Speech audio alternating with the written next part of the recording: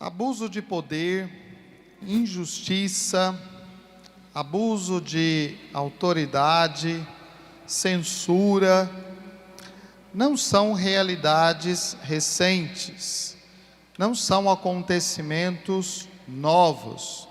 Eles sempre existiram e sempre vão continuar existindo, porque isso é fruto de uma corrupção que está dentro da pessoa humana. E a pessoa humana que não se deixa tocar pela palavra de Deus, que não se deixa iluminar pela palavra de Deus, sempre vai estar sujeita a estas relações, a estes acontecimentos. Isso também não é um privilégio das categorias mais altas da sociedade, dos que governam.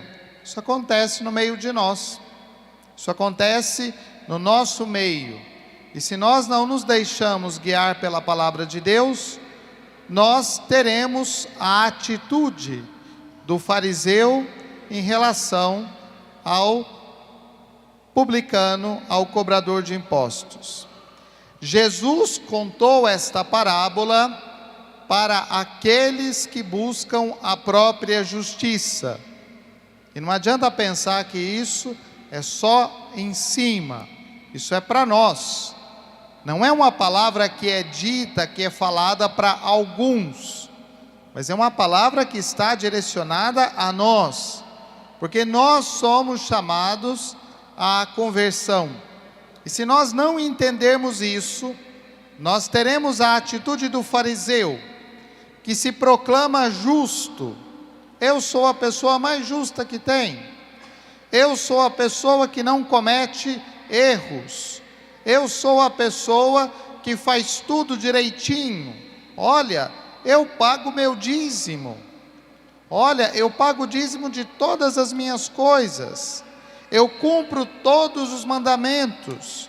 Eu faço jejum na sexta-feira. Eu não como carne, eu não como isso, eu não como aquilo. Eu dou esmola. A pessoa que está passando ali na rua e precisa de uma esmola, eu sou aquele que vai lá e dá esmola. Mas será que é isso a essência da vida cristã? Será que os mandamentos, eles servem para isso? Será que os mandamentos são apenas um conjuntinho de regras, os 10 mandamentos de Deus, da lei de Deus, e os 5 mandamentos da igreja? Será que nós nos lembramos destes mandamentos? E será que nós entendemos que estes mandamentos não são simplesmente um conjunto de regras? Fez isso, está liberado. Fez isso, está tudo certo. Não. A palavra de Deus, ela nos leva a um comportamento moral. E não é só o comportamento moral quando está todo mundo olhando, quando está todo mundo vendo as coisas. Ser honesto não é uma coisa que nós precisamos simplesmente praticar na frente dos outros. Ser honesto é alguma coisa que precisa estar enraizada dentro da nossa índole, da nossa formação. Porque senão nós vamos apenas fazer um teatro. Por que nós não atravessamos o sinal vermelho? Porque tem uma câmera ali filmando. Se a gente atravessa, a gente vai ser pego do mesmo jeito. Então, parar é uma obrigação. Por quê? Porque nós sabemos que tem uma penalidade. E a palavra de Deus, os mandamentos da lei de Deus, não têm esta finalidade.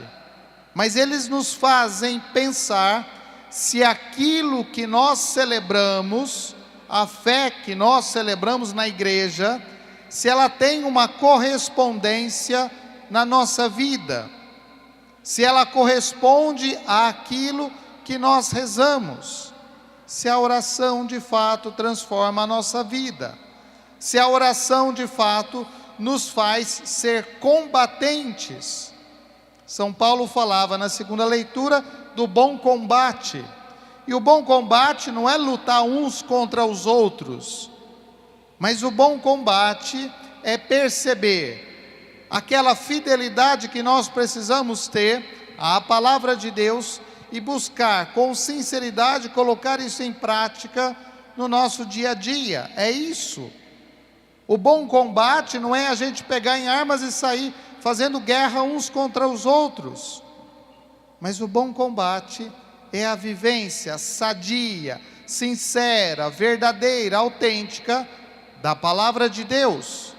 É fazer aquilo que a palavra de Deus nos inspira. É levar a nossa vida de acordo com os preceitos da palavra de Deus.